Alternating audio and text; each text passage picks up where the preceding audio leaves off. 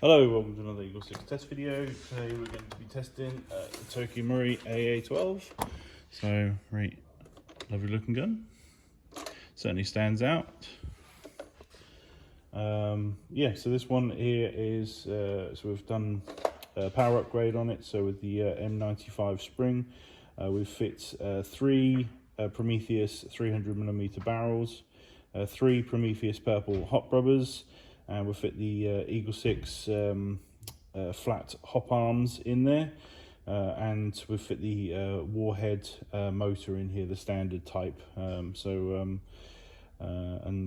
about it, I think, for sort of the upgrades and stuff. So yeah, you'll see here obviously the snappy trigger response that comes from having the Warhead motor in there, and obviously the main benefits, though, in my opinion, are obviously the fact that there's a huge spring being operated with 95. And obviously the Warheads are very efficient when it comes to handling big springs. So obviously increased battery usage, that sort of thing, and that allows us to then combine it with the original TM MOSFET in there, so which means it's just an easier installation overall rather than gutting the original TM MOSFET out of there. So yeah, it's hopefully a good build. So we ever so slightly cut one coil off the 95. It just came in a little bit too hot at 366. It's like, oh no, too much FPS, but unfortunately that's the case, which is hard to say for these, because I think out of the box they're about 260. So obviously that's a huge FPS bump, if you know what I mean, and obviously this gun dramatically changes in terms of speed to target, and obviously range and people calling hits and everything just is all improved from having these upgraded. So we highly recommend that if you get them upgraded, and it just makes it just a much more skirmishable and usable weapon. Yeah, and it's just nice to see more and more of them selling. So we think they get more and more popular, which is really good to see. Obviously they're quite a unique gun, fill quite a unique role in that you know, it's something that shoots, it can shoot a great distance, especially with the flat hop arms installed, but also it can shoot very short. But it's also got obviously a huge amount of rounds being shot. So obviously at distance, I mean, you're sending 30 rounds, a second, at sort of a group of enemies, so obviously that's quite a large clearance of a large area, or you're obviously sending a lot of rounds, down a room, a corridor, and at a door. So it's certainly an interesting gun. So yeah, but yeah, we'll test it now and just make sure it's working.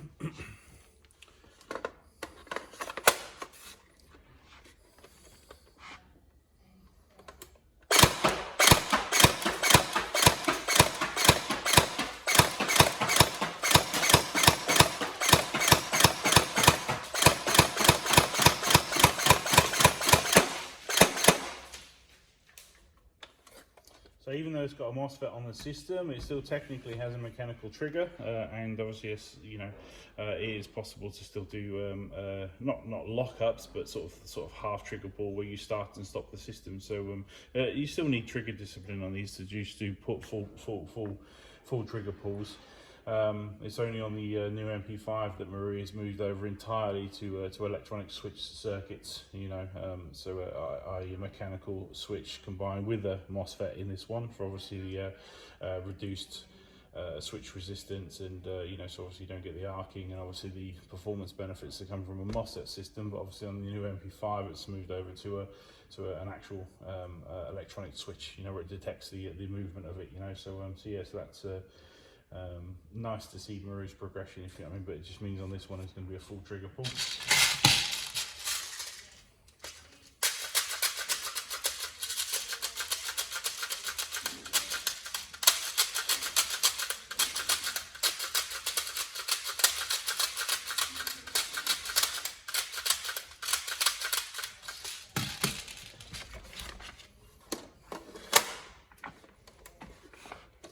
We do pouches for these mags now, so Laylacs do pouch size mags for these.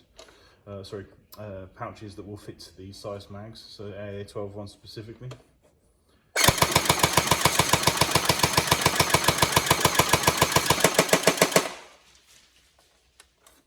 You see there, it clears that mag pretty quick.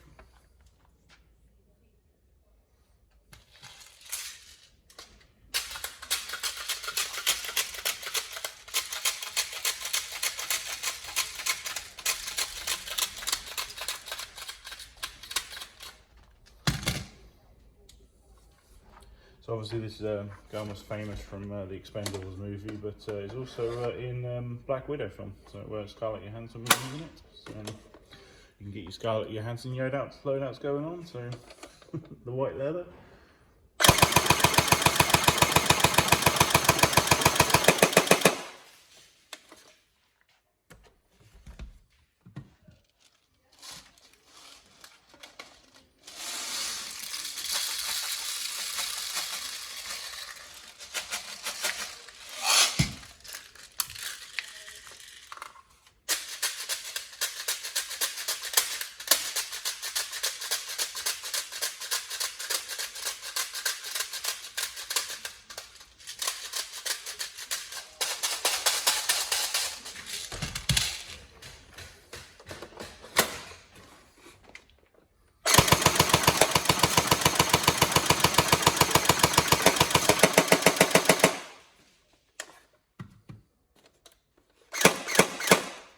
So FPS, like I say, was about 343 on 0.2s and 299 on 2.8s.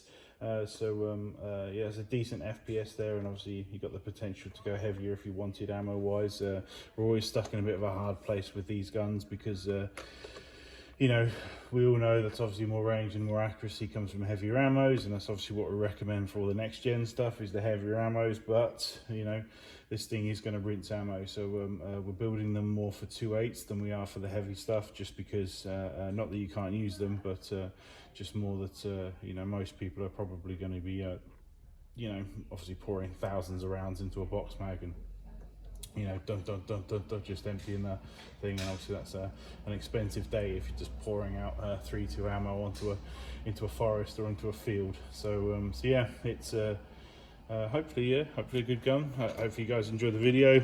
Obviously these take a 2200 milliamp hour battery, the same as the SGR12, so we generally fit the same 2200 7.4 volt battery in both this one and in the AA12, though technically this one can take a slightly bigger one, but obviously you are reaching the sort of limit of what lipo bricks are unless you start to get into RC world sort of territory.